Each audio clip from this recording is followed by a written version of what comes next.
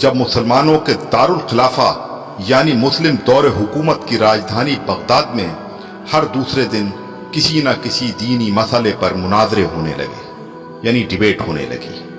جلد ہی وہ وقت بھی آ گیا جب ایک ساتھ ایک ہی دن بغداد کے 4 الگ الگ چوراہوں پر الگ الگ مناظرے ہو رہے تھے۔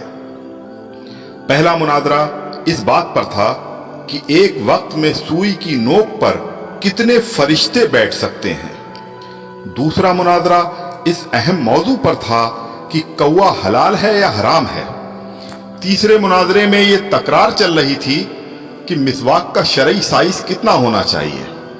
ایک گروہ کا کہنا تھا کہ 1 بالش سے کم نہیں ہونی چاہیے، اور دوسرے گروہ کا یہ ماننا تھا کہ 1 بالش سے چھوٹی مسواک بھی جائز ہے۔ ابھی یہ ڈیبیٹ چل ہی رہی تھی کہ ہلاکو خان کی قیادت میں تتاری فوج بغداد کی گلیوں میں داخل ہو گئی اور سب کچھ تہس نہس کر دیا۔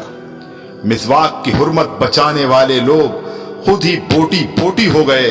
سوئی کی نوک پر فرشتوں کی گنتی کرنے والے لوگوں کی کھوپڑیوں کی میناریں بن گئیں جنہیں گننا بھی ممکن نہیں تھا۔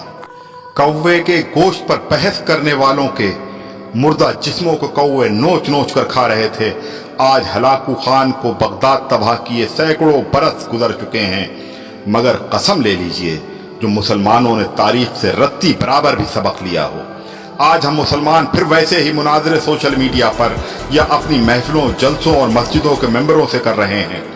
داڑھی کی لمبائی کتنی ہونی چاہیے، یا پھر پائجامے کی لمبائی ٹخنوں سے کتنا اوپر کتنا نیچے شرعی اعتبار سے ہونی چاہیے۔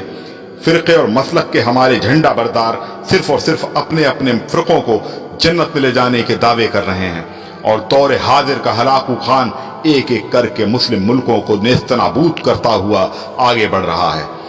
افغانستان، لیبیا، عراق کے بعد سیریائی بچوں کی کٹی پھٹی لاشوں کی گنتی کرنے والا کوئی نہیں ہے۔ بے گناہوں کی کھوپڑیوں کے مینار پھر بنائے جا رہے ہیں۔